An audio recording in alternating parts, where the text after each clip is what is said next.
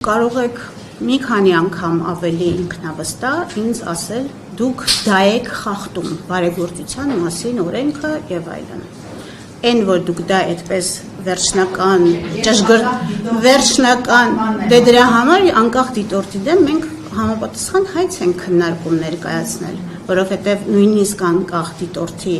հայտարարությունը վիճելի է եւ մենք դա դատարանում կվիճարկենք, բայց դուք անկախ նրանից թե ես ասուլիսի սկզբում ինչ հայտարարություն արեցի, դուք վստահաբար, ես ուրախ եմ, որ դուք ձեզ դատավորի դերում եք զգում եւ ասում եք դուք դա եք խախտում։ Մենք դա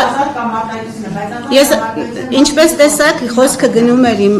երկու հայցով ենք դիմելու դատարան եւ մեկը վերաբերվում է իմ քայլը հիմնադրամին վերագրվող այսպես ասած օրենքի խախտումը, որով մեծ վնաս են հասցրել մեր հեղինակությանը եւ մենք դատարանում կխոսենք, խախտում ենք մենք դա թե չենք խախտում, դուք արդեն կարծես թե վերջնական որոշումը դատարանի կայացրեցիք եւ ես ձեզ ասեցի մեջբերեցի բարեգործության օրենքը կապ ունի թեկնածու է հիմնադրամի գործադիր ղեկավարը, հիմնադրամի հոգաբարձուները թեկնածու են թե չէ տվյալ